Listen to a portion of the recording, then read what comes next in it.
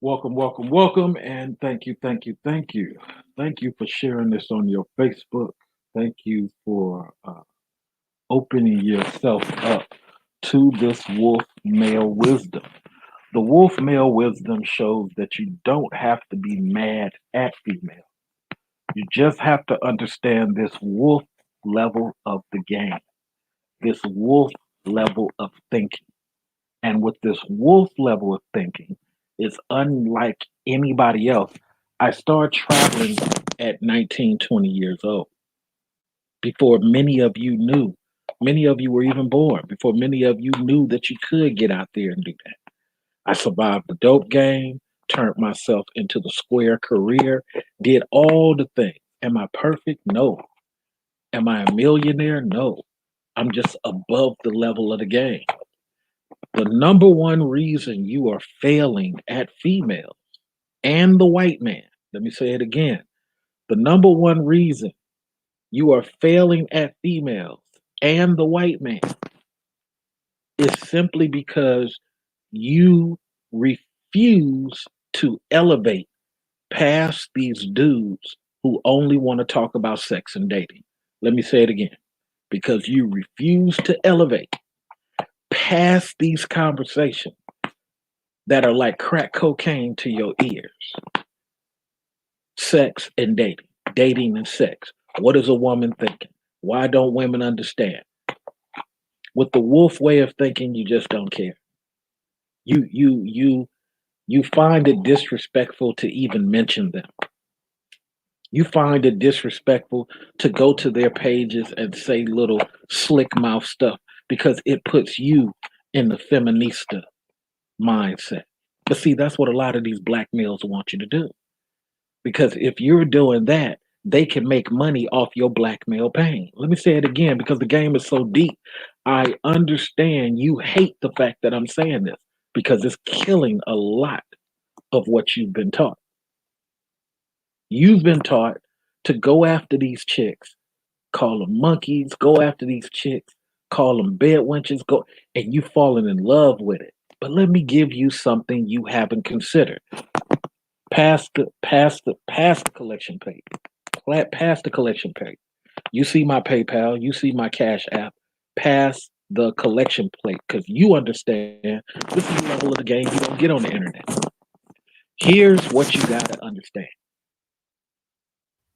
Say, not British black women, not French black women, USA black women are intimidated by your black boy choices. You ain't heard nobody say this. You know you haven't heard nobody say this. Pass the collection plate. They're intimidated by your black boy choices, and I'm gonna prove it to you. Have you ever heard one of the black USA females say, "We don't understand why you black boys don't recognize colorism"? You know why?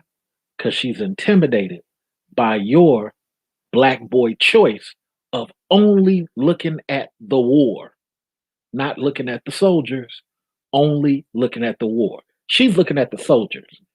This soldier, is they armor shiny? Why you black men are not concerned with whether they got shiny armor or not? You could care less about that because you was a black boy. You are only looking at war. Past the collection plate. The problem is there are several women who have unlearned this diva mentality and they no longer operate in that sisterhood stupidity because they understand there's a war going on. Those are the females you should not be disrespecting. Those are the females you should not be harassing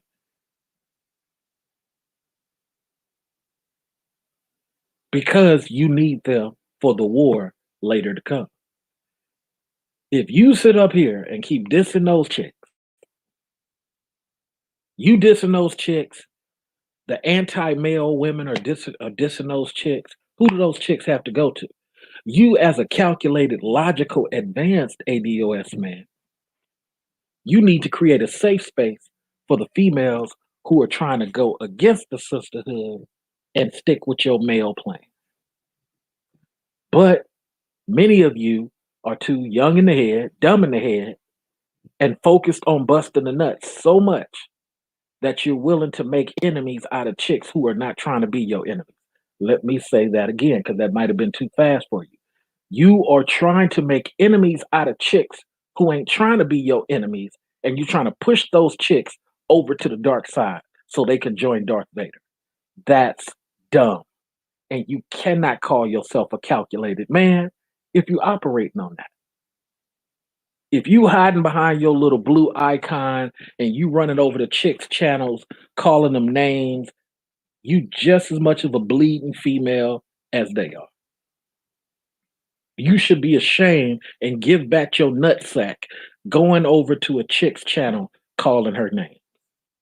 What type of dude are you? You should be looking for a white man to compete against. Let me say it again, because I passed the white man. I'm competing against Chinese and Pakistanis right now. What are you doing?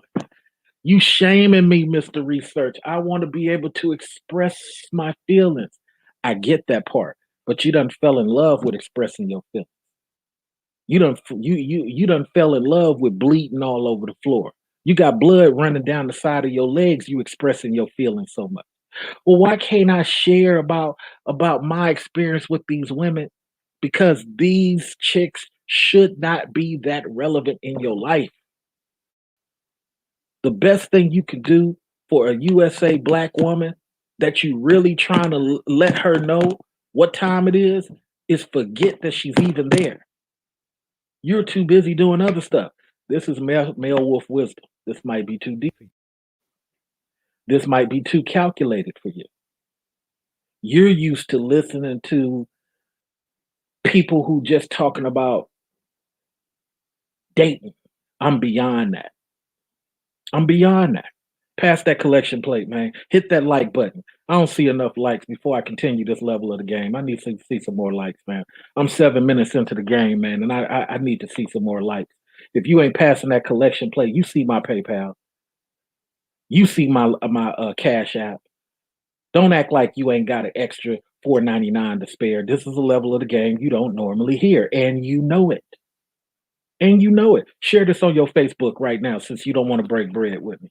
Since you don't want to break bread with me, share this on your Facebook right now. Share this on your Instagram right now. You can at least do that, right? Let me say it again. These women are intimidated by your boy choices. But here's where the women win against you dudes. You don't financially support the dudes who are financially supporting you. You don't financially support the politicians who speak up for black men. You don't financially support. You try to hold on to every dollar as if it's going to cost you something. Man, I don't want to give nobody no money, man. I'm gonna hold on to my $20, but at the same time, I want stuff for free, and at the same time, I want the white folks to respect me. Nobody respects that, but guess who does? Guys who are breaking bread are respected by the white folks, the Indians, and the women. Because here's one thing women understand very much. When you got your bread together, you got the ability to not be involved with her. When you got your bread together, you got the ability to get out of her passenger seat right then and there and call a Uber and never call that chick again. But what you're doing is you listening to these dudes who are telling you to work it out with the chick. You listening to these dudes who will tell you, yeah, but make sure you have sex with her first. Man, the chick should be irrelevant to what you building for your son. Let me say it again, because I'm the only one on YouTube talking about black sons, and you know this. Pass the collection plate. You should be building something for your son and daughter. Whether this girl comes or goes is irregardless. But you're not doing that. Once you get to the level where you respect your boy choices, your male choices, more than you respect whether this female changes for you not, you will win like I'm winning. I was just talking to the newest chick on the team. She's Latin and Chinese. And we talking about how my Chinese bosses behave. What are y'all not grasping? I'm not talking about black chicks. I'm not talking about white chicks. I'm beyond that. I'm talking about a Chinese and Latin chick. I'm still dreaming of a dark skinned chick. Still dreaming of a dark skinned wife. Still trying to uh Miss Buckner. It must be late where you are. But you know what? Matter of fact, let me give credit to something that Miss Buckner just said. You guys got to understand there are black females out there who are willing to follow the program because they have a code themselves. It's 6:30 my time. It's 9:30 Miss Buckner's time. Miss Buckner said, "I'm disciplined. It's 9:30. I got to go to sleep so I can get prepared to do what I got to do tomorrow." Those are the type of chicks you should be messing with. But instead, you're just trying to have sex with those chicks only. Why? Why? Bring this woman up underneath your umbrella and guide her in your level of the game. I had a young girl the other day. She heard me speak. She said, "You sound too bitter." And I said to her, "Name calling don't work on me. That's what women try to do to shame dudes. You calling me bitter is like a badge of honor. It just means my level of the game is too strong for you. You calling me arrogant is a bad badge of honor. A black dude calling me jealous is a bad badge of honor. You just don't understand the level of the game I'm spilling on the floor." Share this on your Facebook right now, man. Share this on your Instagram. That's what you need to do. If you can't give me no likes, if you can't hit the collection plate, if you can't use my Cash App and drop that 4.99, 10.99, 19.99, then at least you can do is run it over to your Instagram. Because the honest fact is, some of us males like myself are too mentally strong for these women. Don't you know a woman wants to be able to sit on your dick, look at her girlfriends and say, "I am taken care of. Over here, I don't get beat, I don't get cheated on, but I do have to follow what he would prefer me to do, and I had to take care of this lovely dick here. Girl, I'm good. We 7 years strong, and I don't have too many issues with this dude." That's what all chicks want to be able to turn to her girlfriend and say.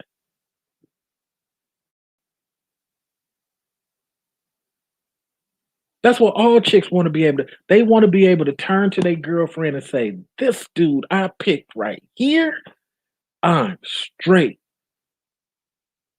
His nut sacks are full and I'm cool." But you dudes don't want to hear that. You dudes don't want to hear anything kingly, anything warrior. What you gotta understand, when you have black boy choices, 70% of these women are like, "Fuck, this dude right here. God darn it. How can I shake this dude I already got?" You don't have to be a good looking dude. Shabba Ranks was an ugly dude. I can name a bunch of ugly black dudes who had girls on Super Point. You know why they had girls on Super Point? Because they dressed clean, smelled clean, drove clean, lived clean. But then you dudes want to get up here and complain about chicks. I can't complain about chicks. I've had chicks do me dirty. And guess who I blamed? I blamed myself for giving that chick the opportunity to get close to what I was doing. I had a chick get me for 50,000 in a court case. Am I crying? No. Never should have allowed that chick that close of access to me. I blame myself. So then when I blame myself, my game got tighter. That's why I said if I do get married, I get an ironclad prenup. If I can't get a prenup, we'll just have a cool living situation. But I'm gonna make sure as a wolf, I'm constantly winning. Y'all gotta understand, crying about women is not what a warrior does. How are you gonna be kicking it with the samurai and you're crying about women? How you gonna be kicking it with Shaka Zulu and you crying about chicks? We got to make them understand, Mr. Research. Oh my God. Stop bleeding down your leg. You shaming us.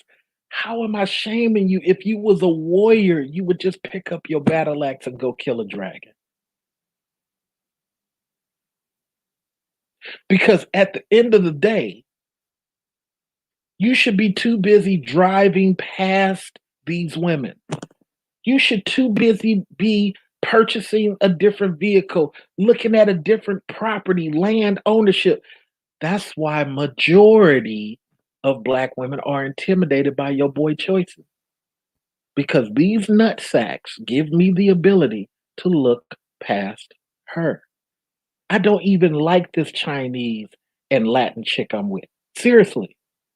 But guess what? She's sweet as pie and she's trying to play the role to get next to what I'm doing. She's sweet as pie and she's attempting to play the role to get Do you think I'm stupid and think this chick is on my team, period, point blank? No, I got too much game for that.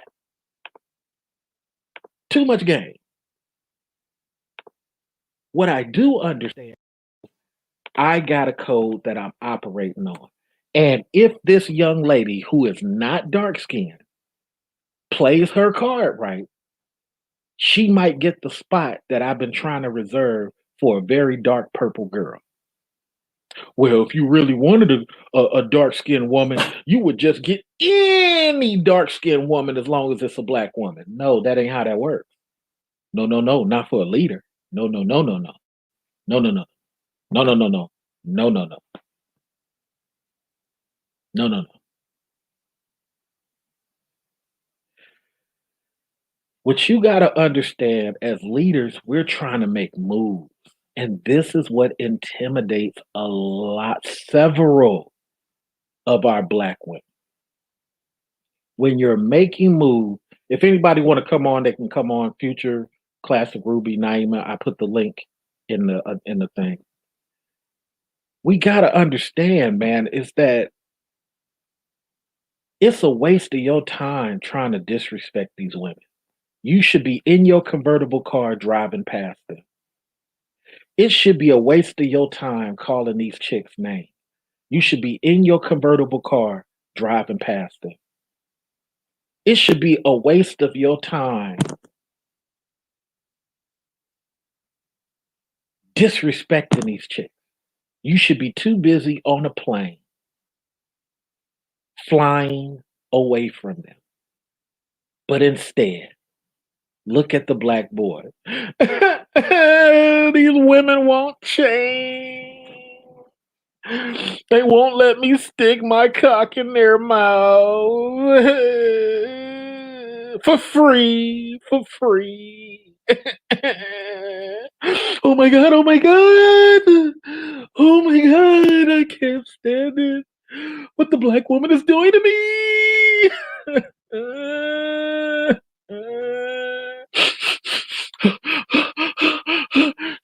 She won't let me fuck for free.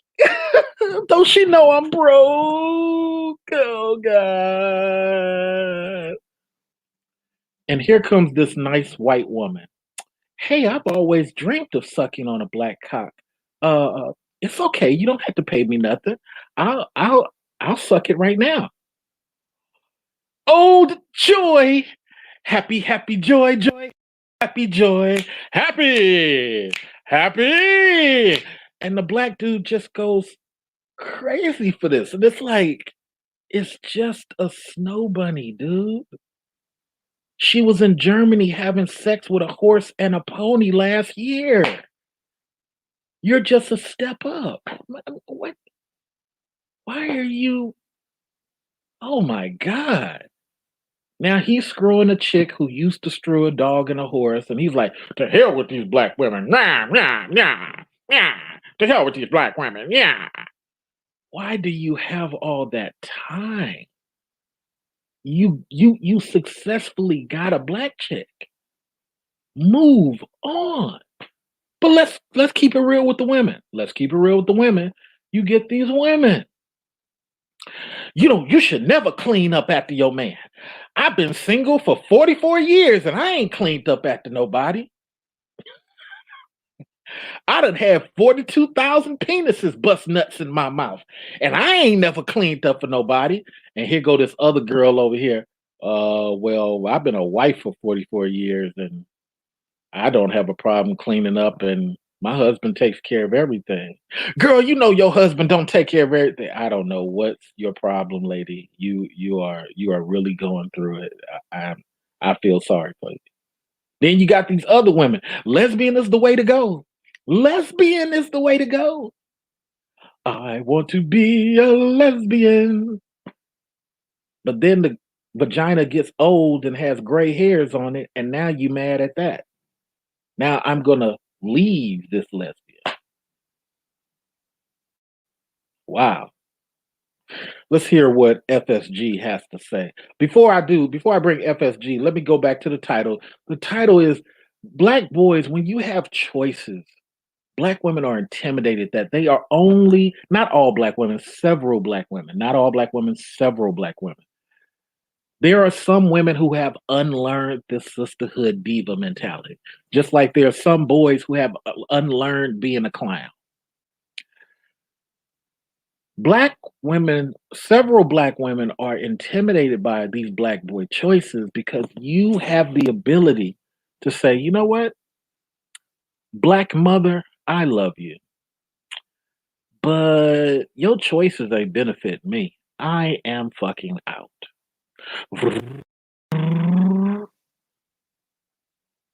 It was reported today that celebrity athlete would not take care of his mother.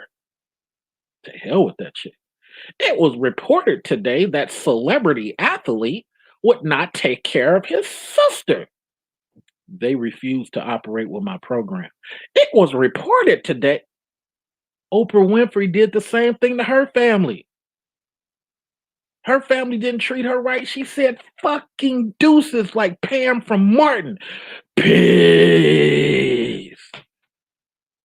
Nobody said nothing to Oprah about doing that. But the minute a dude said, you know what, mom? You did put this roof over my head, but you ain't taught me shit. I am the fuck out. Now it's a problem because USA Black women are intimidated. Several of them, several USA Black women are intimidated by these choices. And if you, as a dude, would just embrace your boyness and get away from this girl mentality, you would feel like WOHF Male Wisdom feels, Mr. Research. FSG, how do you feel? FSG. Hello, FSG. Undo your mic. Hello. Say it again. Okay. Oh, I know what it is. I know what it is. Hello? Yeah.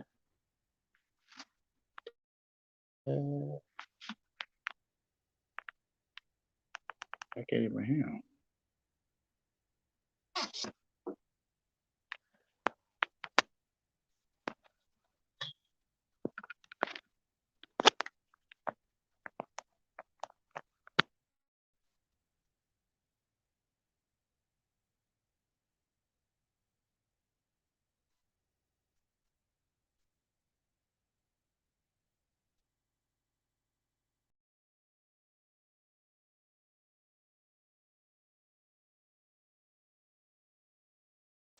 We done lost him. Golly. That darn Boost Mobile. Pass the collection plate. We're going to try to give Prince, Future Society of Gentlemen, a AT&T account. Pass the collection plate if you are hearing something you've never heard before. Uh, Pass the collection plate. Hit the like button. Hey, if you don't want to hit the like button, share this on your Facebook. Share this on your Instagram. Let's keep it 100. So let's dig into some more of this. Oh, the link went dead. Okay. Yeah, try it again. Here's something else. I'm not an ugly looking dude. Most people who've seen my picture know that I'm not an ugly looking dude. I'm a dark skinned dude, but I'm not an ugly dude.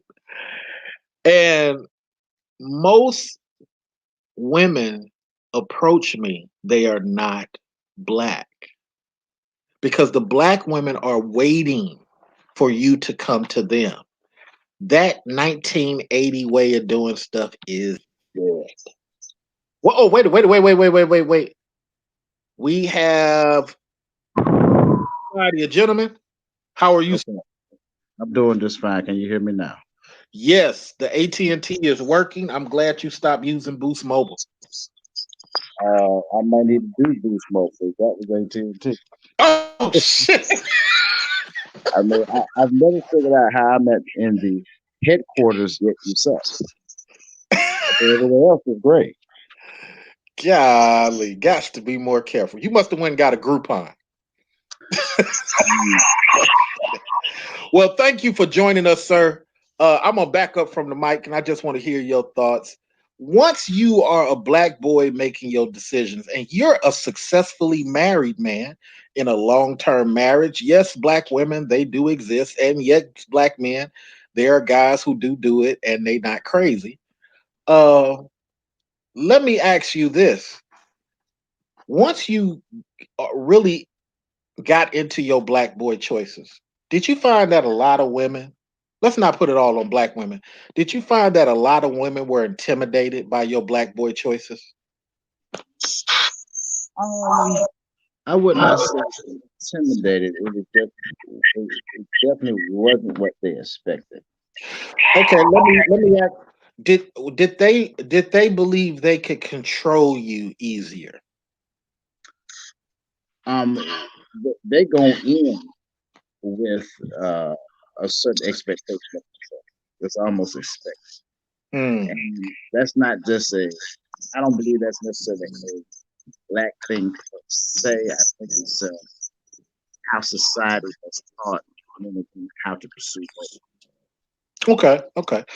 I'm going to listen to Ruby also, but here's why I say it's a black thing, not a Caribbean thing, because Caribbeans have a flag and they have a culture. It is a USA black thing because the slave master told the great grandmother that you're more important than him. And in other cultures, people are normally taught, hey, he can provide you some protection. So honor him like you did your father and your uncle. In the USA black experience, several USA black women don't operate like that. The same way several black boys don't honor or acknowledge fathers and uncles until they desperately need their help. But let's hear from Ruby because you know these Canadians, boy, I tell you. You just had to throw a shot in, didn't you? Mm-hmm. Mm-hmm. You know, I'm still trying to figure out how to say the Canadian anthem.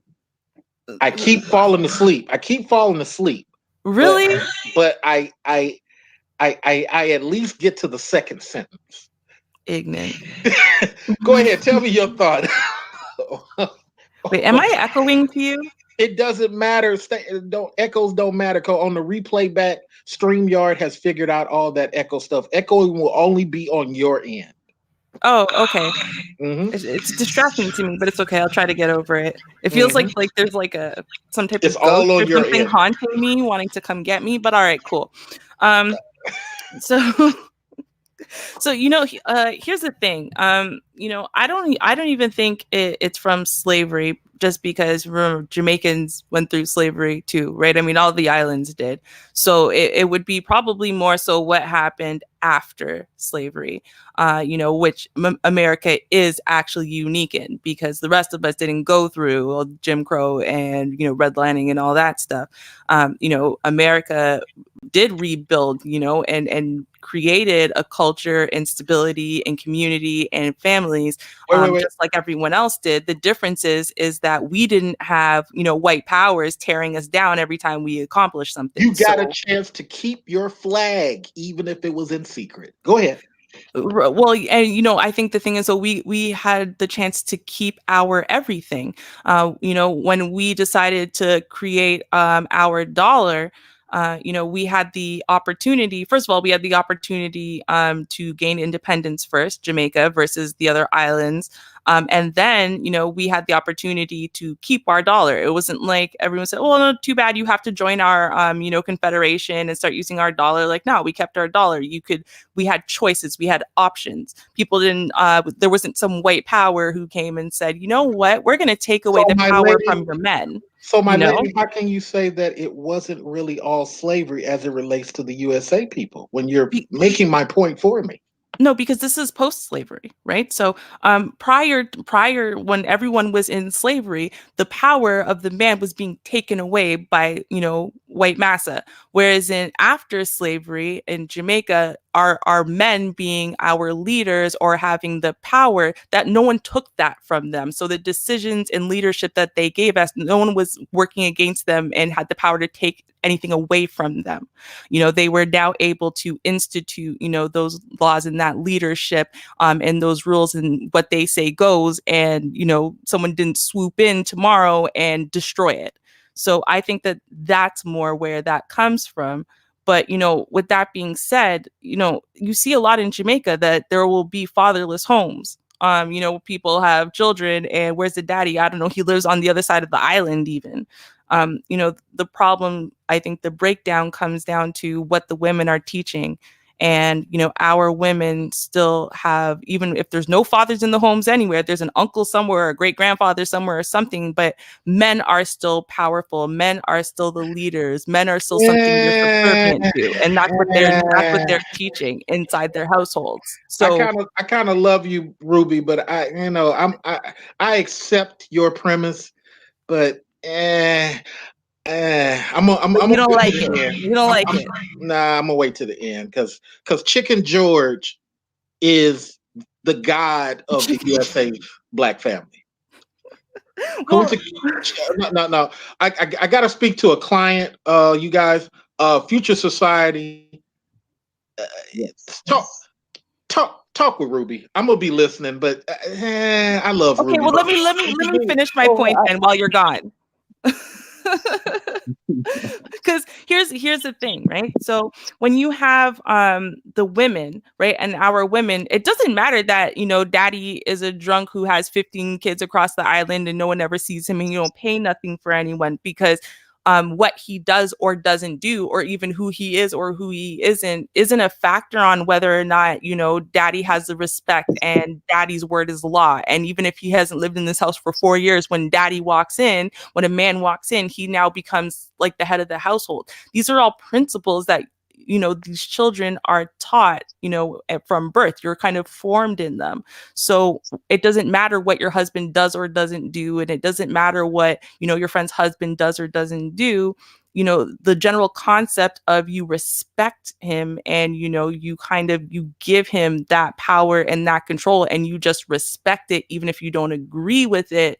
At the end of the day, you might try to fight and try to get him to see your way, but if he doesn't, his word is law. That's something that you're kind of just ingrained with, this general culture of respect, regardless of what the person is or what they do or what they don't do.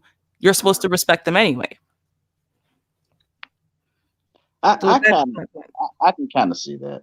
I think and the thing that I see, I look at it as an issue of geography. Mm-hmm. The difference in the United States of America is the blacks that were entrapped here. You shared territory with the dominant society. Mm-hmm. Whereas with Britain, they're dealing with a commonwealth.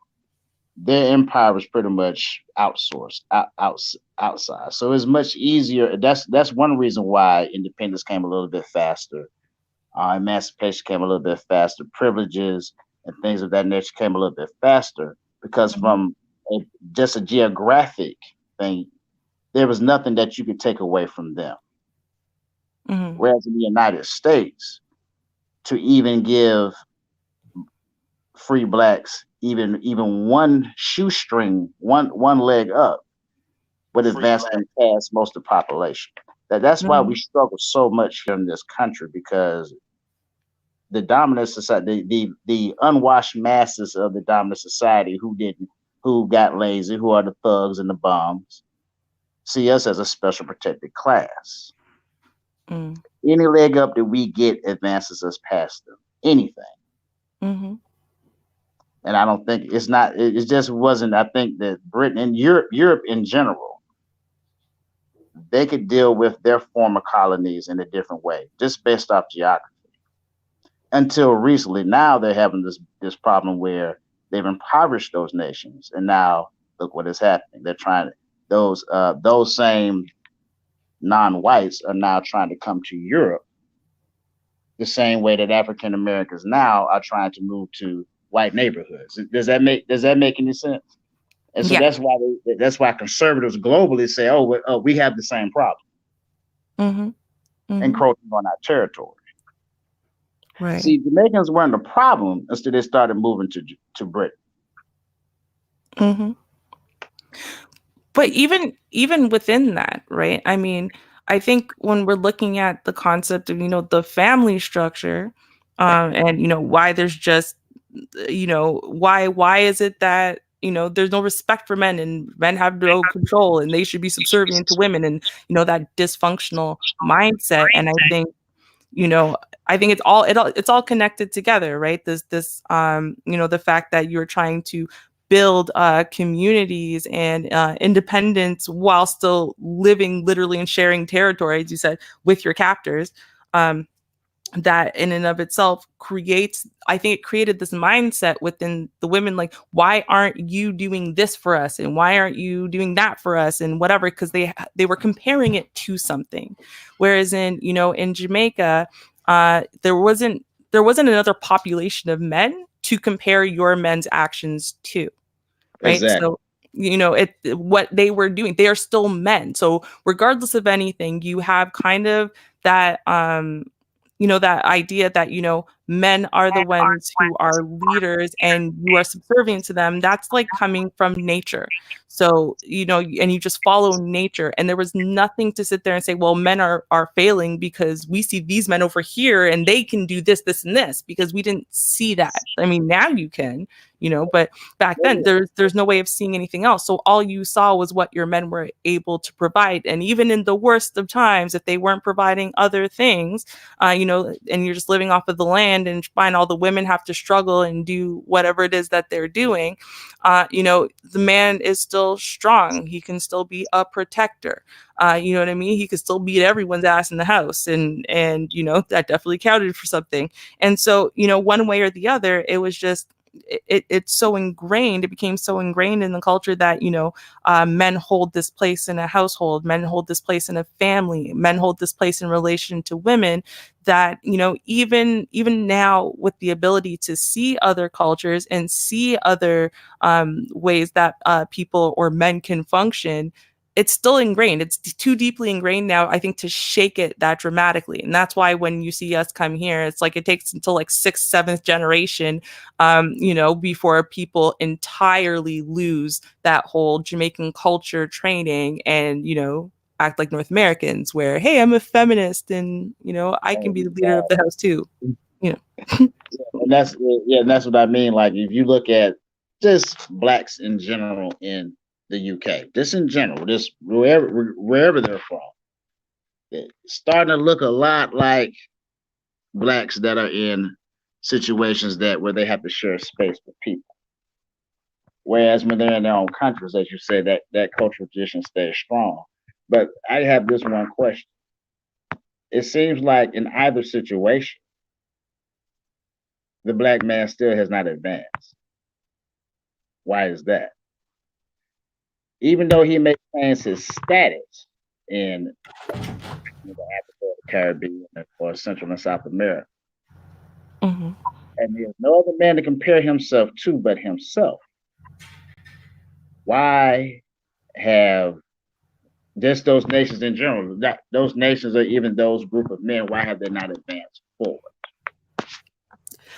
I guess, to me, the concept I would be looking at is, what is success and advancement? Obviously, what we're looking at is a particular type of success and advancement, as far as the way that society has grown and shaped and molded itself, where it's really gone far away from physical dominance and physical prowess being what you would be able to use to build yourself up and become the most powerful of the powerful.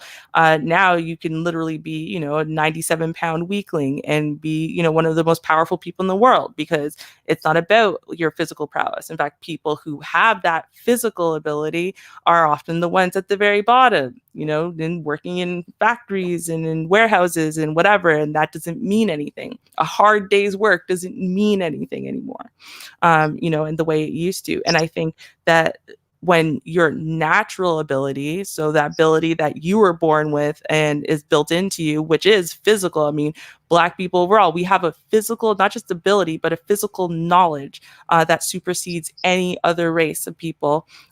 When you ask us SAT questions related to any type of movement and physicality whatsoever, even if we've never heard the words before or we're only vaguely familiar with them, we are like 99.9% likely to get it right. And white people and other races are like 99% likely to get it wrong. So we have that knowledge.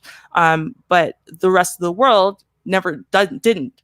They started doing their advancement in this new 21st century kind of way before we did. And so they've geared everything basically to suit their strengths, which obviously are the opposite of ours. So, and then what we're trying to do is we're trying to play their game. We are trying to, be the best at their strengths. And what we haven't found a way to do is to tap into our strengths, our knowledge base, our natural, like what we're just naturally born with. And we haven't found a way of basically making that money, making that power in this new 21st century way. Yeah, exactly. Because I believe that I think what I'm getting at is this is just my own opinion, my own perspective is whether it's Jamaica or Haiti, Curacao, Thomas Islands, here, Nigeria, Angola, Burkina Faso, Benin.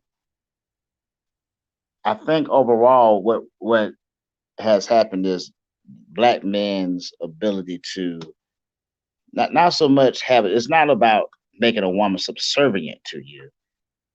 It is our ability to go out and build and maintain that structure. Mm-hmm. It's not the dominant society coming to tear it down. Then there's not enough infrastructure within our own societies to prevent others from our own from even tearing it Mm-hmm. I agree. I think the idea, just even in of itself, we have this flawed idea that not only that you can, but that you should be trying to make some woman subservient to you. Whereas in and of itself, it's not really about subservience; it's about submission. But also, a submission in and of itself is something that happens naturally, internally, and is given freely.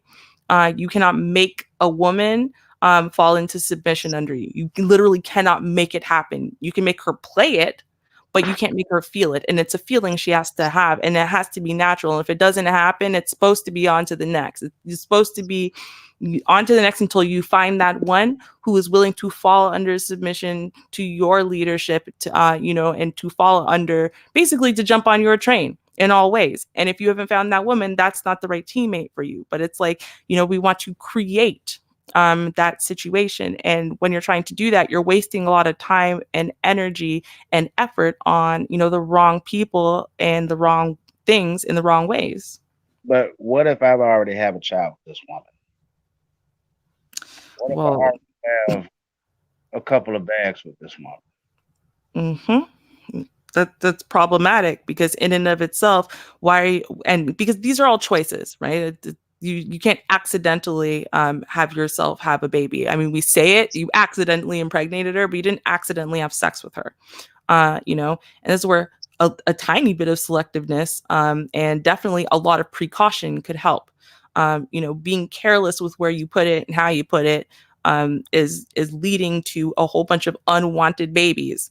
And you live in a society where the second that you come inside of her, everything else is under her control. Does she take that day after the pill or not? If she's pregnant, does she get an abortion or keep the baby? That's on her. Whether she actually comes to full term and keeps the baby or gives it up for adoption, it's all her. Everything else is on her. So if this is a woman and you just looked at her and you thought she was hot and you don't know anything else about her and you're going to sleep with her anyway, why are you raw dogging her? It's logically, it doesn't make any sense. We need to start making better choices when it comes to, who we're sleeping with, and evaluating the fact that our actions could have consequences. Do you want those consequences with this particular person? I think our number one problem is, Ruby, is Black men and women of high intellect and high ability do not seek positions that match their natural abilities and skill sets that they've acquired for years. Absolutely. Because everything you just described, I see this in other cultures. The difference being they have a society and an infrastructure to clean up their trash. The further and further I get away from Black society, and like the Midwest of the United States, for instance, and to most Black people who live in Atlanta or Miami or DC or Baltimore or New York or Chicago, to go to just to go to the late night to a McDonald's in Kansas or Arizona or Utah is shocking. There are no Black people working there. There are hardly any Black people working at a fast food restaurant. When I was last time I was out in Oakland, it was all Asians of different nationalities. Right. No Black, not even in the Taco Bell. They were serving food at the stadium. Right.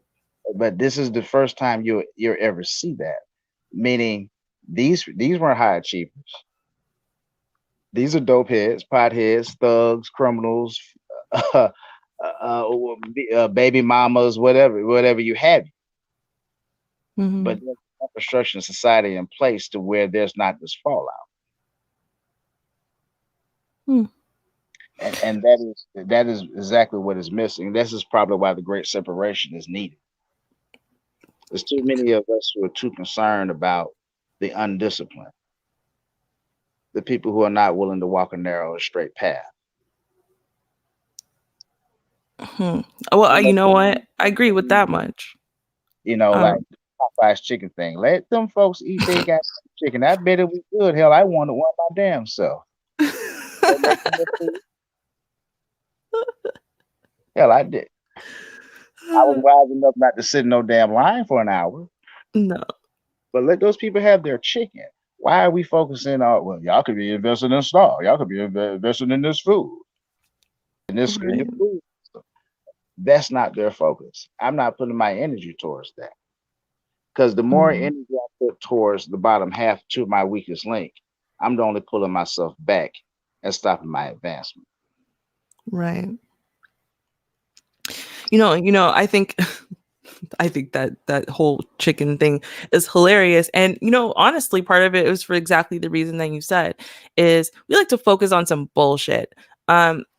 We like to cancel things. We're going to cancel Shea Moisture because they're going to start a line that caters to white people. So this Black company can make white dollars on top of our dollars, and which is going to allow them to be able to, spread up to worldwide, which means that you're going to be able to get more Black owned company worldwide where they are making products for Black hair, for Black people, and then giving them to Black people across the world, being able to sell those. Oh my God, what a terrible thing that they are doing as a company. Let's cancel them. More Black jobs. Right. No, forget that. No, let's just cancel them. Let's make sure that we get rid of this Black owned company. Let's bankrupt them so that way our Black hair products could be bought by, we'll just buy them from Dove, the Black section of Dove. Because, that's owned and operated by Black people and really gives a shit about us just because they came up with one commercial that had a Black person in it. and then said it's for everyone. Like, come on, Well, right? We being don't. that you went that way, we went that way. Hmm. Did you think what Nate Parker did, which is essentially try to get his film career back on track, do you think that was necessary? Are you aware of what he did? Mm-mm. I am, but I can't remember. He essentially, the other day, he essentially apologized for being tone deaf to the death of his false accuser. Because his basic response then, when his film came out, Birth of a Nation, Right. well, I was acquitted, and basically, it's not my problem. It's not my issue. Mm-hmm. He has a new film coming out about police brutality called American Skin. And Spike Lee helped hold his skirt through the ass kissing process. Mm-hmm. He got the film presented. And now he is apologizing for his response to being asked the question about basically the mental health of his false accuser. Oh. You think it was a positive move for him to essentially apologize? It really essentially, again, to just get his film career back on track. And when I read Right. the article, it was basically 3 white firms, 2 of them from Europe, financing his film. Mm-hmm. Was that a So, positive or a negative move? for whatever various movements where Black people would be, neutral to negative move for movements, yes, but for him as an individual, no. And I think sometimes we're a little bit tone deaf to individuals. That is to say, we are perfectly okay with robbing an individual of happiness, comfort, security, money, anything. And we don't really care what happens to them afterwards. It's just like, we just feel like everyone else should be sacrificing their all and their everything for my greater good somehow, even if we aren't doing the same.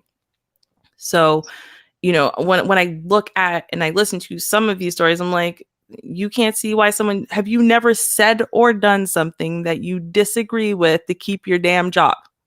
I know lots of people have. I know I have said something in a moment to shut up everybody or to calm down a situation because I needed to make sure that I got paid next month because I still need somewhere to live. And I don't appreciate the idea of living on the mean cold streets of Toronto when it's minus 40 degrees.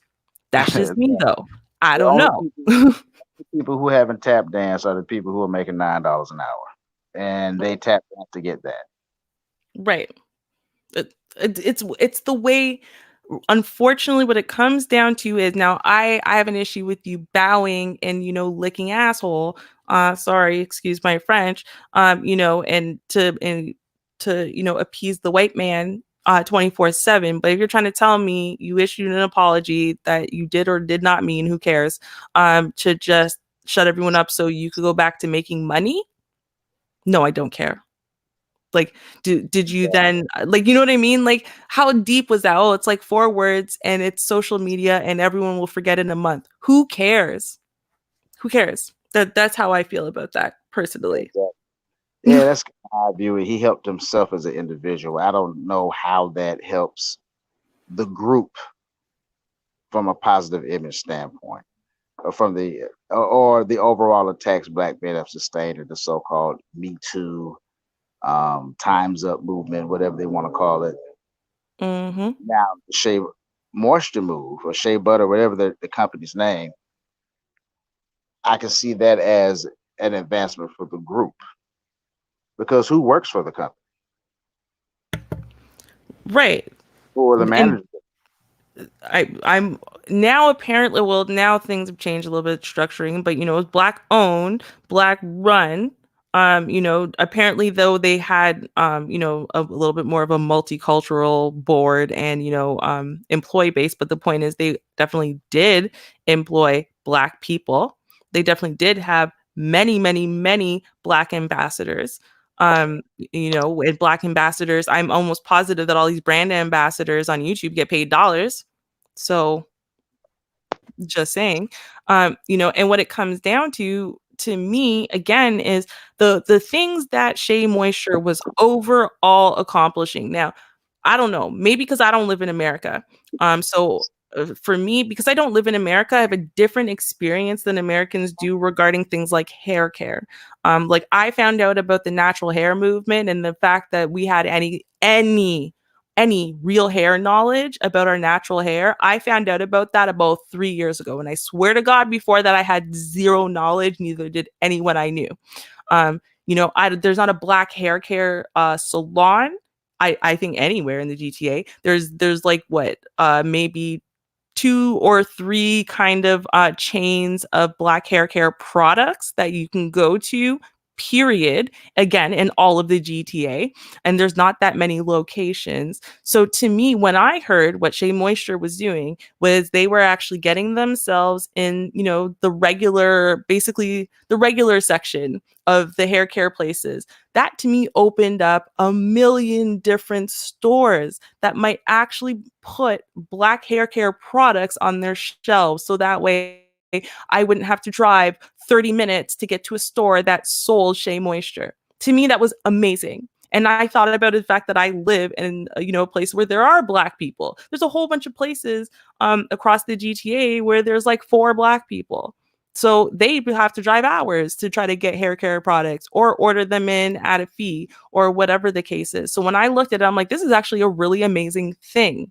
That's how I looked at it. Now, the way they looked at it was, I don't need to be where no white hair care products are. I like being separate from the white hair care products. Well, you know what? Maybe because you don't have to drive 20 minutes to get to the one store that carries like 4 different products of hair care, and they stick that little tiny, like it's not even a whole like real shelf. It's like maybe a quarter of a shelf section, couple shelves down of stuff next to like the insoles in aisle 4 or something. Maybe you've never had that experience, so you don't understand the frustration that some of us have to go through. But what happens is they don't think about the whole group. They don't think about Black people across the population. They think about, their individual selves. And so, they can't think past the end of their own noses and see, hey, listen, this actually is for the greater good.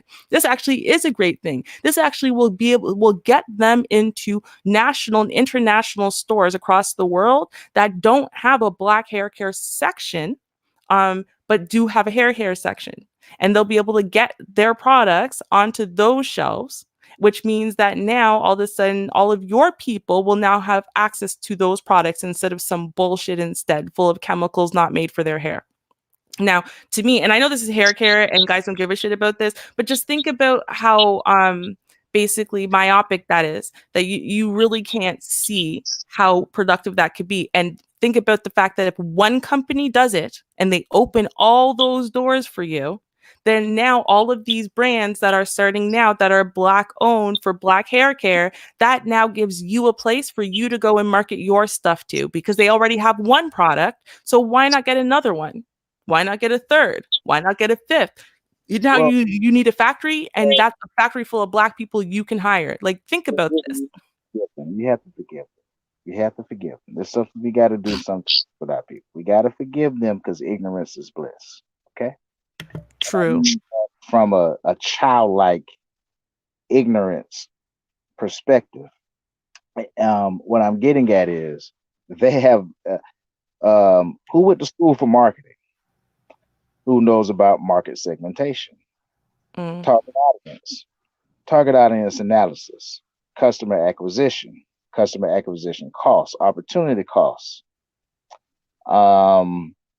diminishing returns, utilization. How many Black men have you heard use, Black men or women have you heard use those terms? None, including myself. Real talk. I have no idea what any of those things mean. You have a different perspective because you live in a different market where there's not a very strong, for lack of a better term, an African presence, so to speak. Right. Exactly. And so you're going to have a unique perspective on trying to get certain products and a certain outreach to you. We don't Exactly. like look at this platform we're on now, YouTube. We don't really view this platform is there's a lot more personal blogs on here or shout down channels than there is really outreach. Yes. YouTube is one of the few venues. I mean, I shouldn't say few, but it is a technology that can connect the African diaspora globally, and Mm-hmm. using it and leveraging it to those ends. But when you lack a certain level of sophistication, and I don't blame everyone. If you had the opportunity to get to a certain level of sophistication, that's different. But living, especially here in the United States, Jim Crow has had a horrible, horrible effect. I grew up with a lot of friends whose mothers were drug addicts and fathers were drunks. Mm-hmm.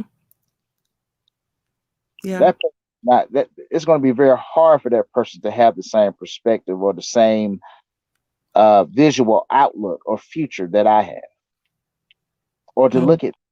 look at things a certain way. Some people can do that. Some people can do that. I guess Jay-Z is one. He's one out of how many millions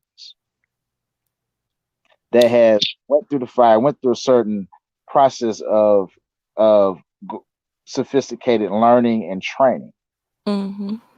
even to a point where hell, I don't even believe this dude was a big time drug dealer.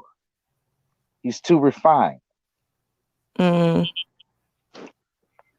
But that's just my opinion on that. There's something not right about his story. He's too refined, too sophisticated.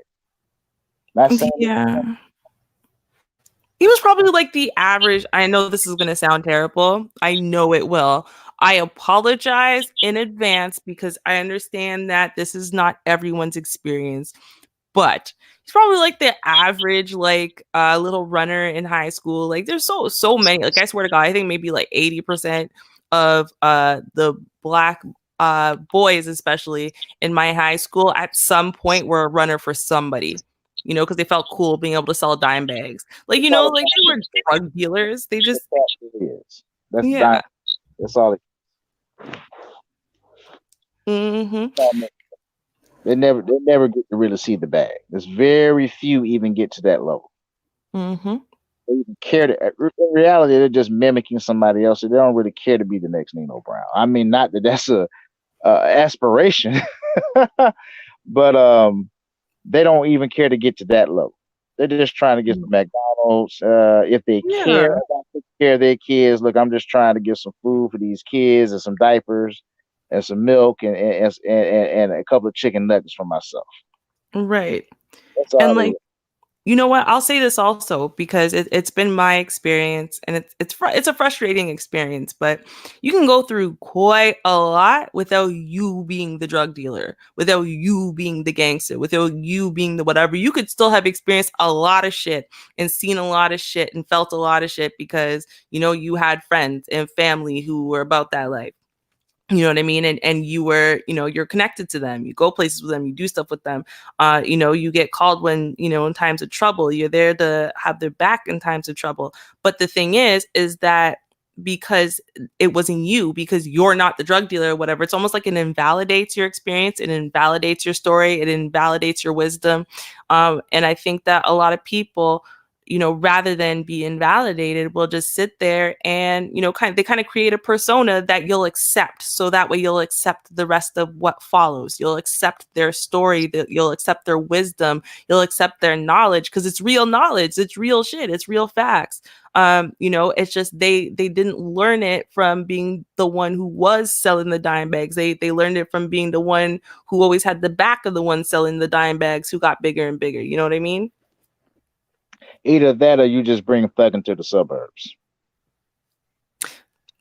Well, they're And that's another story. They're another right. story. You just bring thugging to the suburbs. You now I can be the story because ain't nobody else out here filling this vacuum. Yeah, no, they're another story. Actually, I had what I found out to be my uncle's cousin after death. I didn't know this before. I just thought he was a little twat and I couldn't stand him because we had a lot of overnight thugs that appeared in high school around the ninth to 10th grade. All of a sudden, everyone became, super thug. And it was right around the time that Super Thug, the song, came out. Go figure. But what happened was, first of all, we got BET here in 1997. So that was step one. Step two, what happened was we had what I like to call the Jane and Finch invasion, where they broke up all of the Hold welfare up, parents. Ruby. Hold up, Mhm. Ruby. You mean to Mhm. tell Mhm. that you were not graced with the presence of the great Donnie Simpson? With the great what? She didn't even. You don't even know who I'm talking about. No, it was one of the VJs on BET. No. One of the great. One of the first black VJs on TV. So, and you didn't get BET till 1997. Yes, sir. You missed the best. Oh Yeah. my Yeah, gosh. we missed it. We missed it. We didn't get BET until honestly it was real close to already to going down the tubes. The one thing I loved about BET is during the summers, it stayed all day playing reruns of like every black show, like everyone, ones I didn't even know existed, Yeah. let alone that they were reruns. So, So you that didn't was get awesome. BET till Bling Bling came in. Pardon? You didn't get BET until Bling Bling was popular. Cash Money.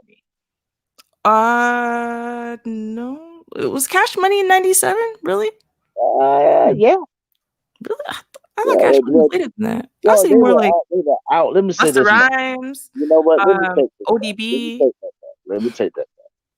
They were a little bit more regional than national. I don't believe they were national until maybe 99. But by Later. now had already dropped what was the song? Ha, back that ass up. Yeah, okay. Yeah. You know what? I think for me at least back then, like you think about what was happening in 97, right? So like Biggie got shot. Right. There was a lot of Biggie, which means there was a lot of Puff Daddy, which means there was a lot of anyone associated with them, right? Little Kim and Yeah, all of Bad them. Boys. Yeah, Right. the whole Bad Boy crew, and then there was a lot of Foxy versus Little Kim. And I was kind of more paying attention to that. So if you weren't part of that, like that story, or the And also Aaliyah gotta remember, story, I had no time for you. right now, also got to remember that there are regional TV agreements, so you probably weren't able to view certain things that we were able to view here.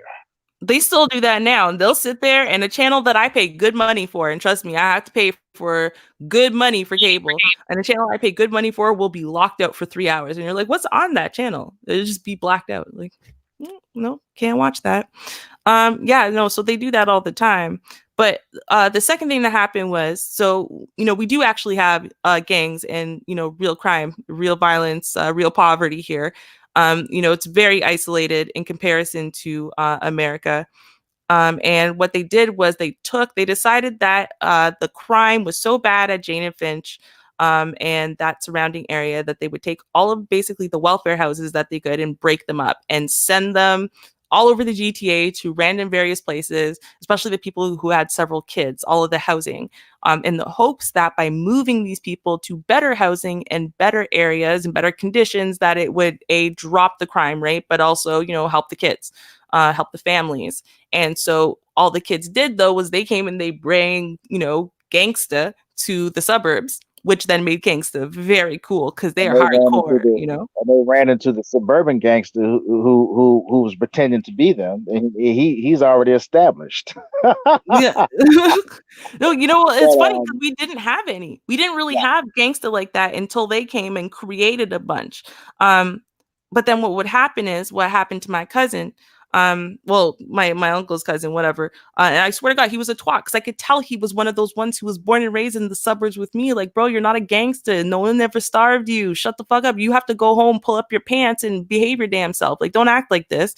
And he would act really bad, but I guess he met a real gangster at some point, and someone gutted him like a fish, like at the mall 5 minutes from my house, and left him there to die.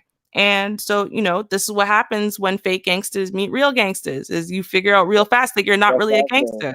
that also is what happens when you don't challenge yourself to compete with white males in the classroom. Mm. And so, in order for me to stand out, I have to have the J's. I have to show the crack of my ass. I have to have the cool T-shirt, and that's the only way I'm going to be able to attract these bitches in high school. Hmm. That's the only way I can stand out, is to be the nigga that they want me to be.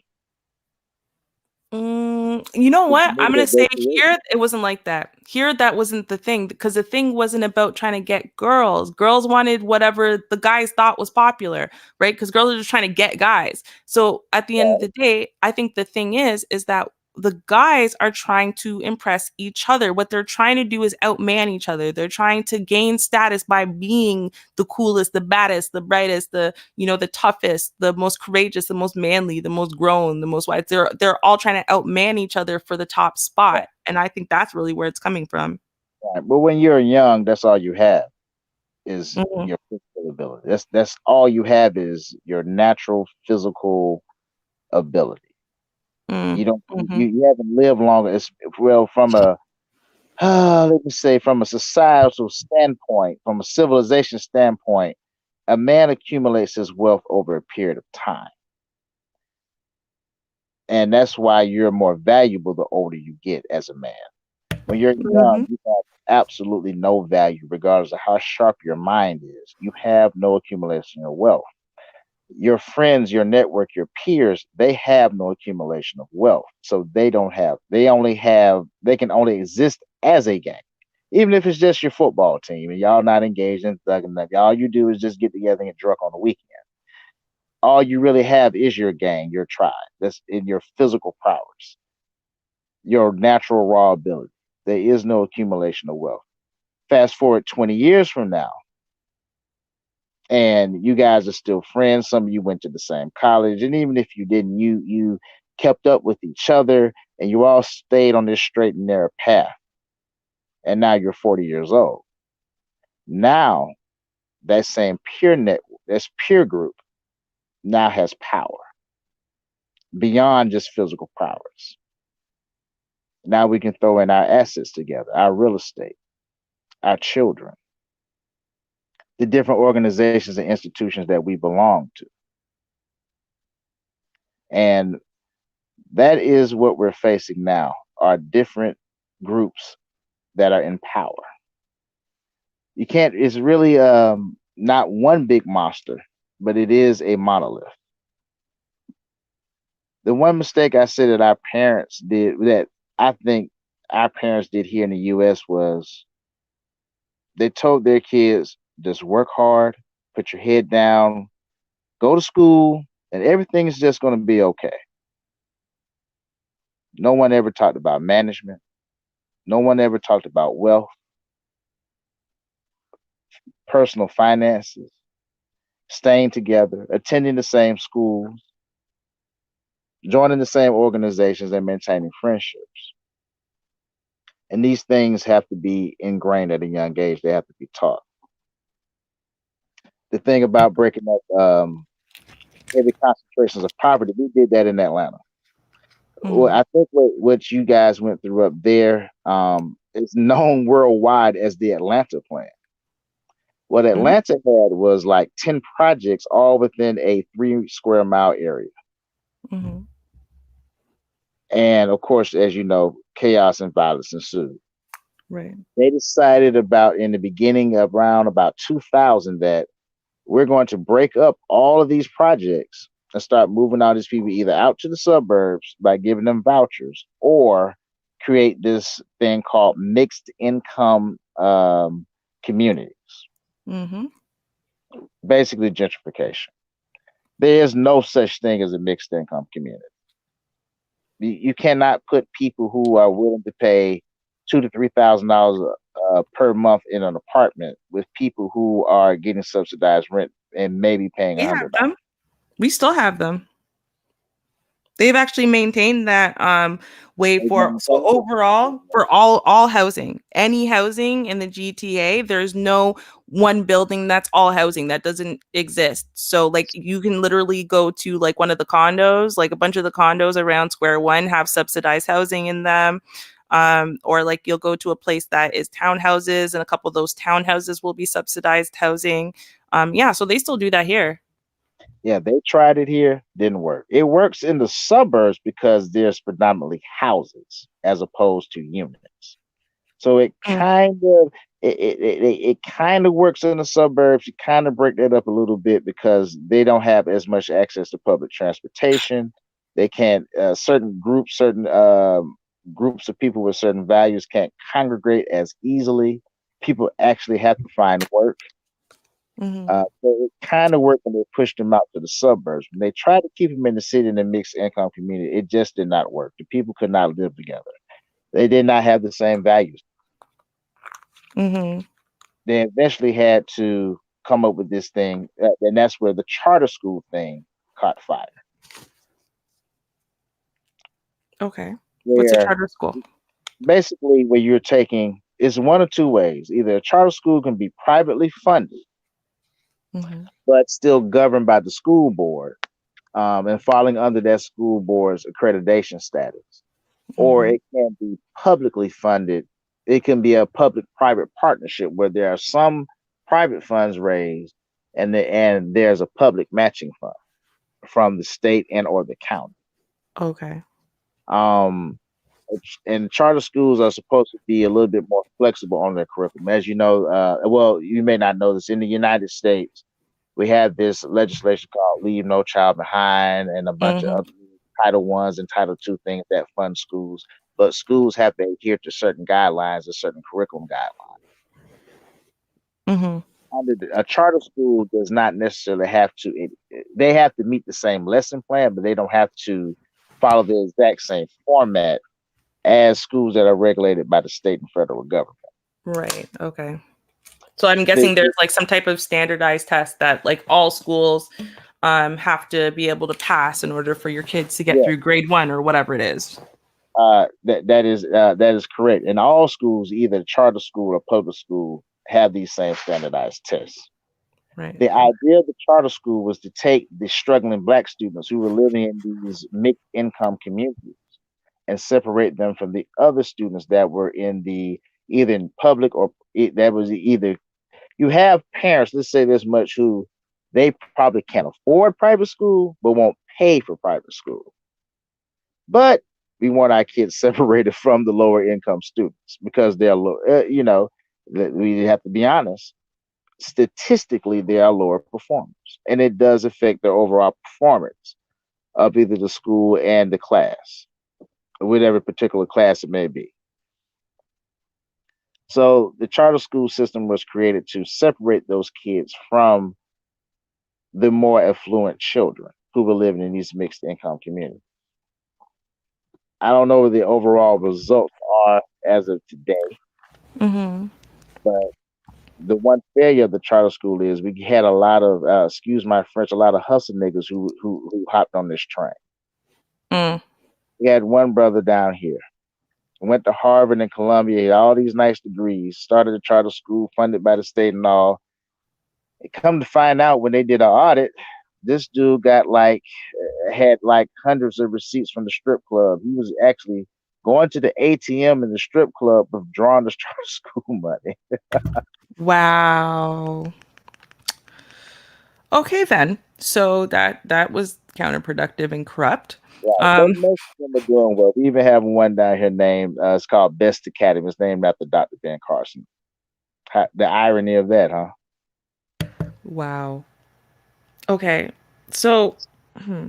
See, I think part of just listening to what you're saying, part of the reason why this whole mixed housing concept works differently here is, first of all, because every community, almost every community, which means every single school that you go to is going to be interracial.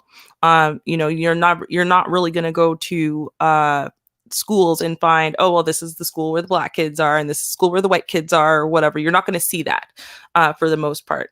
If you see a school that's all white kids, it's just because there's really no white people in that particular city. So I think that's first thing. So because you have a lot of interracial areas overall, obviously your mixed housing is interracial as well. You'll have white people and Black people who are, in on subsidized housing inside these buildings, but you also have white and Black people inside of these buildings who are paying, the full pricing. And I think that there's a lot less, to some extent, there's a lot less stigma and a lot less dysfunctionality, I think, attached to subsidized housing and also just like welfare overall, because, the way that people were gaming the system and have gamed the system, because it's not like the system doesn't get gamed, is significantly different, right? You do not have welfare moms here who have 7 babies to keep their welfare going, and I'm not sure if this is one of the reasons why, but it's because parents here tend to have, there's basically you get your child benefit check every month just for having children, which, yes, of course, there's a benefit to having more and more of them. But that being said, you're on welfare and, you get that child benefit thing and you lie and you say you have no idea who the father is. No one's chasing down, trying to find the father for you, or saying you can't have welfare first or whatever. So then you don't have that whole baby mama drama thing in the same way. And it's basically white zaddy isn't coming in and interfering with families and, with support in the same way. That thing about chasing the father out of the house thing, that has gotten too much run. Way too much run. And it's time to kill that argument dead. So you disagree with it? True. Oh no, that was probably true in the 60s or 70s. I'm an 80s baby. These dudes don't got no excuse. These females do not have an excuse. With that heavy concentration of poverty in generations that came out of that, now you have a certain goes back to what Mr. Researcher was talking about. After 3 or 4 generations of that, now you have a new culture that has been in place. I mean, again, a lack of better term, a nigga culture came up out of that. The shortcut culture. The how can I stay under a certain level to keep getting this thing here so I can keep staying in the black market? How can I keep getting these food stamps so I can use my real money to go do something else with? How can I keep this off the government? In other words, we were treated like niggas, so therefore there's a large segment of us, not most of us, but a large, loud segment of us that decided that, hey, we're going to play this all the way out. That chasing, ain't nobody knocking on these people's doors. These chicks are going out here willy-nilly with anybody. There's, to be honest, I mean, YouTube makes it seem like there's some damn conspiracy. They're not thinking that far. Okay. No, I didn't think so either, because it doesn't make sense. It makes sense maybe if it's on a small scale, but you got millions and millions of people on welfare, and then you have a social assistance program and a social welfare program that overall is so overworked and underpaid with way too many cases. They would not have time to go and knock on everyone's doors just to check to make sure some man doesn't live in your house. Like, when will it happen? Oh, you have to locate the father. That's if she so chooses to do that. And in most cases, when they do that, it's somebody who they think or they believe has a job or has access to money. I have a relative in that situation. His so-called baby mama got kids by 2 other dudes. She ain't running after their ass for child support, but she went to child protective services for him. Well, gee, his mama stayed in a 6-bedroom house. Keep that. Most of the black men I've come around, again, I will admit, I am in a bubble because I was born and raised in Atlanta. where the majority of the population is black. Right. So, but I have seen all levels of Negroness, from the lowest of the low to the highest of the high. Mm-hmm. And just from what I've seen just growing up, I've traveled a bit, but just from what I've seen growing up, most black women that are low income, and what they got a low income dude who don't really have no future like that, they're not running after them for child support. They're just having these dudes kids. And Right. if you can give him some money, he can. If he can't, he can't. Now, Mm-hmm. these dudes who got jobs, who have professions and stuff like that all day long. Oh yeah, you'll be in court. You're a truck driver, anything like that, yeah, you'll be in court. These square dudes, any dude who has some good intentions about his life and his future, yeah. Oh yeah, Right. that's just you got for a check. These low life dudes, they're not going to defects after these dudes. They're going to say, I got 3 kids. That's fill out the hell, they got application filled out on the first one. They're just on the renewal, they're just adding a new baby. Right.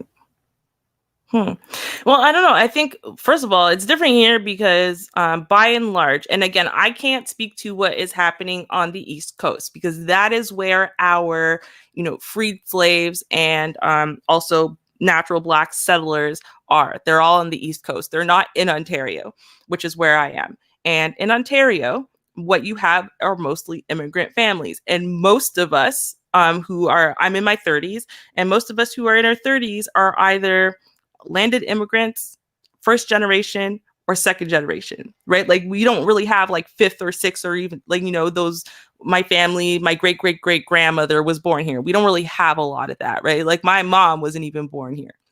So now what happens is what I found is we do actually have a lot of single mothers or at least mothers that are no longer with the father of their children. But the idea of going for child support and then, getting welfare and whatever isn't something that, the majority are doing. It's just not to sit on your ass and collect a check and whatever. It's a shameful thing. When I had to seek disability, I fought having to seek disability for 10 months. And I spent myself at a house and home, ran up every credit card thinking, hey, my health issues will eventually be able to repair themselves. The last thing I want is a free handout. I'd never even gotten unemployment before. I mean, that's how much, it was just not in me to go and do that welfare thing or whatever. So, that's what you actually see. So you see less of the I demand a free handout kind of thing from, landed immigrants, first generation, whatever. You start seeing it, I think, the more kind of Canadianized people are. And what I've seen, though, is that by and large, the people who are gaming the system and whatever, it's not about the father of their kids. They're trying to game the government for all they're worth. And like I remember my godmother, she was lying to the government. She had subsidized housing in one of the condos I told you about near Square One, which is like the big mall. It was a really nice condo. And so she was paying like $200 a month for rent. Plus she got like $2,000 or something from the government. This was in the 90s, so that was a lot of money. And on top of that, she had a full-time job under the table, right? Like that's how people were gaming the government. She didn't get any money from the father of her child. He showed up when he felt like it, which was nice because, he needed a father. But like, as far as getting money from him, she wasn't getting no child support. She was just barely the man, I think, bought like 2 things of diapers the whole kid's life. That's more typical. When you see the whole malicious thing about I'm going to get him for everything he's worth and whatever, here, that's like a white people thing. And that's what kind of blows me away sometimes is, I've had to adjust my language a lot and my perspective being on here over the last 3 years. Because when I first came into Black YouTube, I was like, Black women don't do things like that. That's white people things, right? That's what white women do. That's what white people do. That's how white people think. And I had to realize, like, no, the kind of like you said, this culture that was, inbred and trained and beaten in and whatever created a completely different monster. than what I'm used to seeing, and the rationale behind is so completely different than what I'm used to seeing. So, I can't really say anything against what you're saying as far as, oh, like, yeah, you see this typically, because I've now done my research. I've seen women speak on certain things, and I've seen women say, that they're he gonna be paying me child support though. You better bet your ass before the baby even comes out. So like, you do see a dysfunctional culture here. I think it's maybe not to the extent that people are speaking about it, as though like every Black woman who has a baby and isn't with the father, that was her intention, to be some welfare mama, or Oh that's man, what she's trying to do. Like, no, I think that's going a little far with it. But it's we're at a point now where it's called, you got a few malicious actors out there, but it's called imitation of life. I mean, and that's why and I applaud people who want to talk about the thugs and the baby mamas and the welfare queens and all that. That's cool. We're at a point now, people are just imitating their peers. If mm, 50 people around you are doing the same damn thing, and your father may or may not have, your uncle may or may not have. If Tammy got, I give you this example. I have 2 kids with my wife. She wants to continue to take them to see a Black doctor. I applaud the same doctor they've had since birth. Um, the doctor that that has seen my children, she has several. She's in a practice group. She has like 3 or 4 offices. She moved from the office that was near our home to an office that's a little bit closer to the city, a little bit closer to the hood. And I understood why she did that, because that's where the majority of her clients are. So my wife started going over to that office, and it's a little bit more ghetto. Again, I'm using lack of a better term, because I come from those circumstances. So how dare I say they're ghetto? Okay, so and it was completely abnormal. They asked my wife, "How many kids you got?" Well, I just have 2. 2? That's all you got is 2? And 3 or 4 of them started laughing. And wow. and what I get from that is it's completely normal to them. We can talk about that all day. Oh man, she got 3 baby daddies and 5 kids. That is completely normal to them at this point. We Oh, got that's young true. men coming up who, again, I'm an 80s kid, but I know what happened to those G's in the 80s. Those guys went to prison, got killed, or got old. Mm-hmm. These young dudes' examples are really their friends that they came up with. And if Lil Rico's the strongest of this group, and he's one of those get it dudes, he's one of those dudes, he's got to have it. He wakes up every day with a plan every day to get money in his pocket every day. They gonna follow that dude. And that's just and again, they're imitating what what others are doing in front of them at this point. There's no thought to it. There's no strategy. There's no tactics. There's no conspiracy. Again, except for the handful of malicious actors who are willfully. So, say for instance, a welfare queen, and she's down there like when you use the term "gaming the government," that that term would not translate to them. You might as well be speaking Chinese. She's looking at it as, well, that's what 10 other folks told me I need to do to go survive to take care of these 4 kids. Mm-hmm.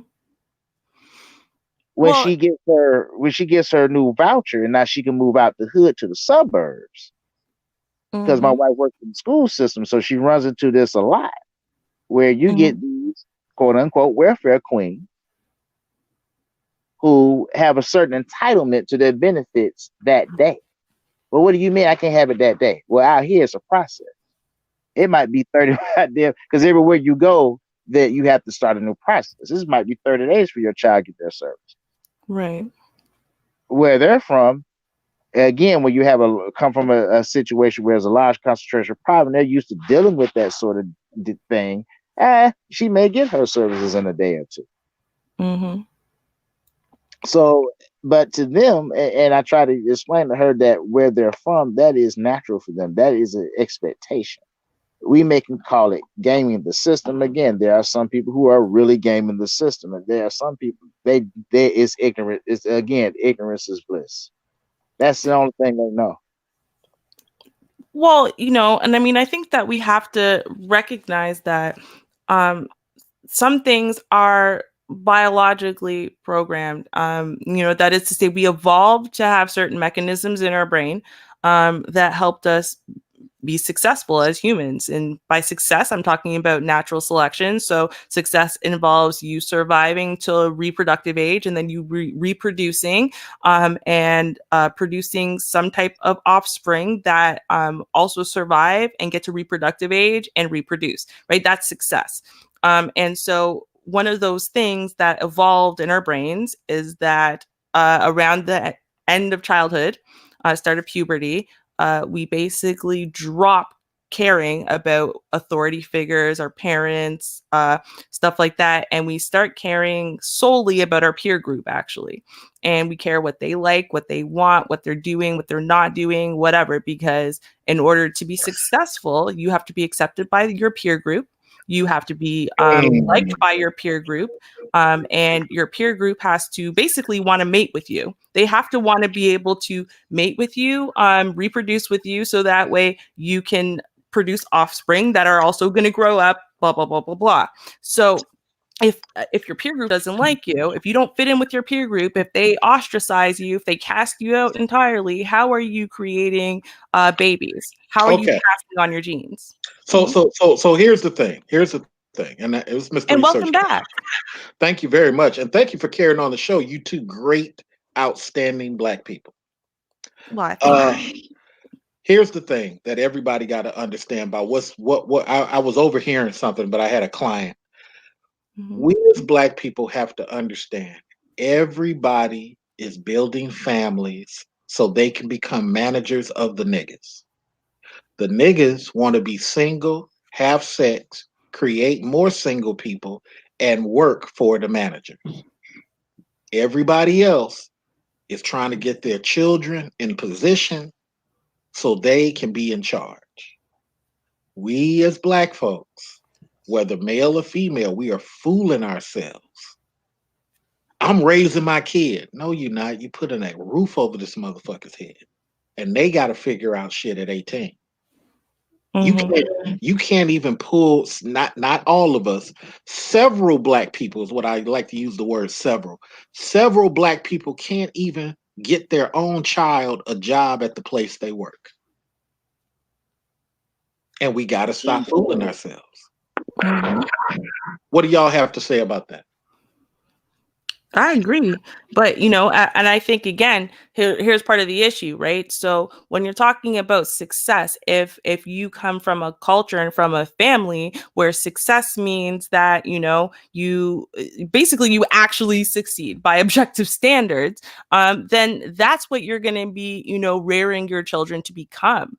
But for you, if success was simply, not getting stabbed, not getting shot, not starving to death, having a roof over your head, being able to say by 18, you don't have AIDS, whatever it is, right? If your standards for success are incredibly low because you came from standards that were incredibly low, and by the standards that were put on you, when you were a kid, when you were born, as you were being raised, if they were very, very low and you've succeeded, then what you can pass down to your kids, and all you can really pass down to your kids, is what success meant to you. Now, that being said, you're passing that down to your kids, but remember that once kids hit puberty, it doesn't really matter what you're now trying to do. Everything that mattered was from 0 to 12. Maximum, 0 to 8, 0 to 9. If you haven't already instilled it in them, there's a good chance you're not going to be able to start. Now they're going to latch onto some peer group. Why? Because it doesn't matter how much they impress mommy and daddy. If they're not impressing the peer group, they can't reproduce anyway. So they can't be successful by an objective standard, by the standards that basically their body's driving them to be. And for those people who are outside of what Classic Ruby is saying, and you don't have families, you just have a parent that you know of, you're even triply fucked. Yes, there are 100,000 or 200,000 parents who are good. But the rest of these millions of motherfuckers, they ain't trying to help these kids. So what you guys, you guys got to understand, when you don't have the benefit of like classic Ruby coming from a culture or a way of living or a flag or multiple flags, Jamaican and Canadian, and freaking There's wherever more. else, you know, um, then you need to start going to find a culture. Like I just said to one of my clients just a second ago, you have to find a career, you have to find a culture. And the reason I started this stream is to say, hey, look, a lot of us black boys, Ruby and FSG, we had to figure out a lot of stuff on our own. We had to, we heard people telling us get educated, but nobody showed us really how. And because we didn't have that fear element the way women had, we wasn't, as passionate about it as maybe we should have been. Well, now we fucked up in the game. Now we older. Now we 30. Now we 40. And what I'm saying to all you guys is, once you stop being mad at women, and once you start coming into your own power as a decision maker dude, then you'll start looking at, wait a minute, maybe my opinions don't work in the real world. Maybe I need to stop talking about dating and females so fucking much and actually try to own a liquor store, or own a Blimpies, or own a KFC. Oh shit, it's been 3 years. I've been working my ass trying to own this KFC. I forgot all about women. You know what? Your parents did. I'll say this much. My parents did try to tell me that, but they kind of left it out there open ended, like their parents did. Going into the future, we're in the transition phase now. We can no longer do that. Yeah, yeah, the We whole can the say whole open ended shit we can don't work. say in that adolescence to young adult stage, we start trying to get with our peer groups and adjusting our values and our mores to an acceptance to our peer group. But what our parents told us, they told us in high school, uh, you're going to get old one day, and you're not going to be friends with any of those people. Well, And see, boy, say that again. see, ADOS people have to get back to the point of, I'm a doctor, my brother FSG is a doctor, Ruby Exactly. is a fucking nurse. You are gonna learn medical, little motherfucker. And And that's what I'm going to get what you to. do after that is totally up to you. But you're gonna leave this fucking house And with that's a what I was medical going to background. get. My parents put me out there as you can do anything you want. You so smart. Da, da, da, da, da, da, da, da, da, da. Nah, I needed a plan. And right now, if you have children, I don't care. You may say, "Oh, we're not. I'm not a welfare queen. I'm not a ghetto dad. I don't have kids from coast to coast. I'm doing this. I'm doing this. I'm doing that." The mistake that the majority of even the good black parents are doing is you're passing to your kids a legacy of survival. You're not passing them a plan. Lack of We discipline in parenting is going to lead to a lack of discipline in raising the children. I gotta shut the show down, but I want to say this. I love my parents, but both of these dumb country motherfuckers that I got, they got blessed at 23 and 25 with middle class, and they chose to be niggas. Well, what the fuck for? Like I told my parents, y'all could have owned fucking every house on the fucking block. But you know what you did? And look, I don't even blame mom. I blame dad. I get in dad's asshole about his failures. Nigga, if can't nobody tell you, the son of your blood is gonna tell you. You can charm all these other exterior motherfuckers. Nigga, you done lost 20, 30 G's. Mom took out a loan. You claim you lost it. You got fired from your job. Motherfucking a bitch put a knife in your chest. All type of shit. Nigga, I don't give a fuck who don't like what the fuck I'm saying to you. I got a bunch of cousins mad at me. Fuck y'all. I'll shoot every last one of you bitches and go do the fucking time in jail. You better know your fucking place. This is my fucking father. Dude, you are so out of bounds. And you know what my father does now? See, he didn't do it at first. Now at 83, that nigga tucks his head. You like, fuck, the little motherfucker's right. I could have fucking owned half this fucking neighborhood.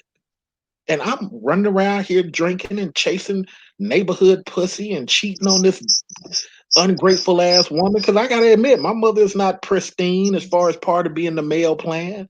But dad fell in love with bullshit. Because he's easier to do that than his father was. True, true, true. I gave you that. Let's give Classic Ruby about 2 minutes. We're gonna start ending the show. Classic Ruby, thank you so much for coming in. I'm glad that you blessed me with your wisdom. I mean, I've heard it on Mocha's show. Mocha's scared to come over here now. I'm joking. I'm joking. You always got to do that, right? I'm It's like you joking. taunt. Mocha's scared to come over here. And you keep saying she should be like, what? I'm here now. What's up, right? Yeah.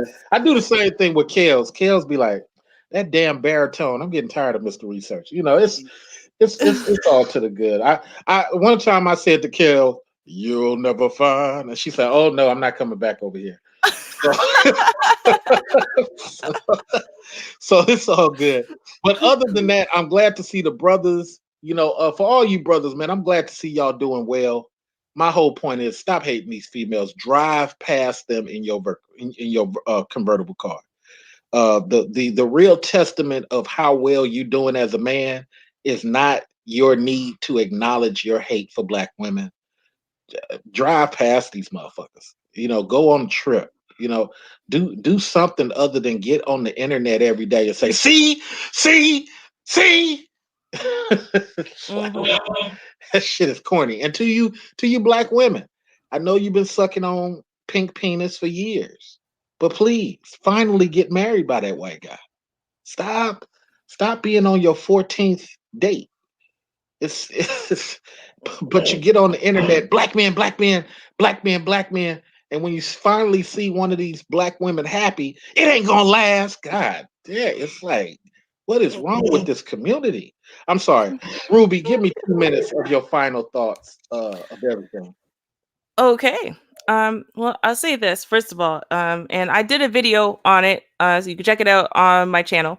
And it's basically, why can't you find a good man or a good woman? And some people did not like the message, but it's true. You can't find a good man or a good woman because you're not looking for one, because you spend your whole entire life going, black man ain't shit, black women ain't shit. And see, the thing is, if you wake up in the morning thinking black women ain't shit or black men ain't shit, that's what you're thinking.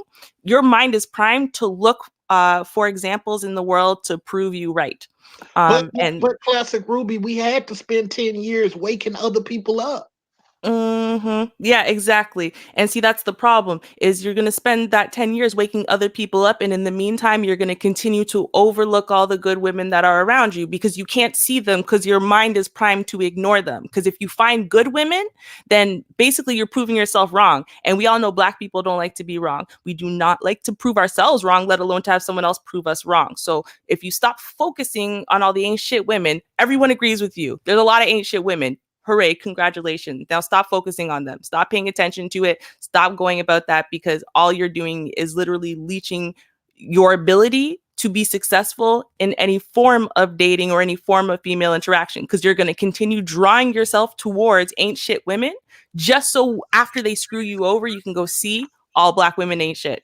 Congratulations. 30 seconds. All right. So, and I think that overall, the whole point is that whether you are winning or losing in some areas of life, you wouldn't be focusing on black women being, such dysfunctional people if you were overall winning.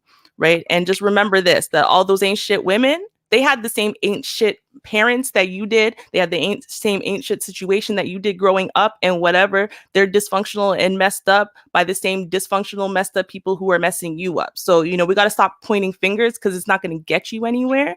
We're all to blame. We're all at fault. You know what I mean? Let's stop focusing on other people. Focus on yourself and what you're doing. All right. Thank you very much. Now, to future society, gentlemen, several of these black women feel that the Asian man is better, the Filipino man is better, and all this other type of stuff. I mean, several of these women just want a black guy who will obey. Sit in my damn passenger seat and do what I'm telling you to do, and get your dick hard when I need it for it to get hard. And oh, by the way, protect me when I start a fight with somebody because of my mouth. I don't understand, but I hear the message.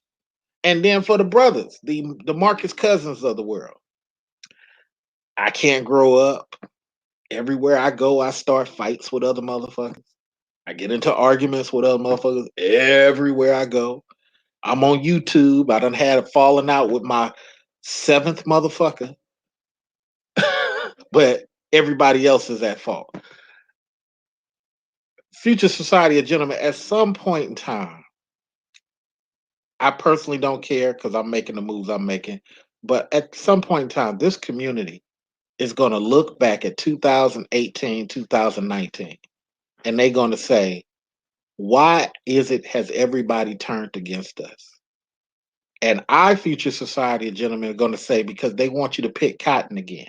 Y'all done spent so many years going after each other that the other cultures got together and decided y'all needed to be slaves again. And guess what? I'm rich enough to where I'm gonna own some slaves too. What? what? Oh, you're gonna be one of those. You're gonna be one of those street Negroes you read about. I gotta survive. How to survive on a plantation? I'm sorry. Uh, future society gentlemen, what are your last 2 minutes of conversation? I'm gonna make this short quick. I'm just gonna address this. Men need to learn, especially men need to learn how to be by themselves and to build their own house What? No pussy? before they invite Okay, any what? woman into What? their house. What the hell? They need to learn how to be by themselves and build their own home first Damn, before they coon. invite any Hey, woman into that home. what? You coon? There are too many black men who are slipping through the back door of somebody else's home. But wait, I can have sex with a skinny Filipino woman who stays with 14 other family members in the But mud. but If I since could people, no no but no, if I could spend $2,000 to get out to the Philippines and have anal sex with that little young girl, all my all my life would be so much better. where's your passport? Uh, If you can do that, where's your passport? uh, Where's your? In fact, you don't need a passport to go everywhere. Where's your visa from that particular country? Did you go to the Filipino consulate and at least get a visa? So yeah, yeah, they're full of mess. As I said, man, these guys, these dudes need to learn how to be by themselves, build a home first before you invite any female into that atmosphere. And look, and look, shout out to the great man of tomorrow. But I'm ending the show now because I gotta go to work in 2 hours and I need to rest. Uh, nobody is trying to shame men from traveling. Nobody's trying to shame women from making their choices. What we're saying is make these choices and show evidence of your success. Because right now, a lot of it's just talk. And we are helping the Ku Klux Klan by tearing each other down publicly. We are helping the Ku Klux Klan by tearing each other down publicly. If you are with somebody of another culture and you're just dating, you're not winning because your son is not winning. I'm not saying you not busting a nut. I'm not saying you not opening your options. What I'm saying is your son has to look at you.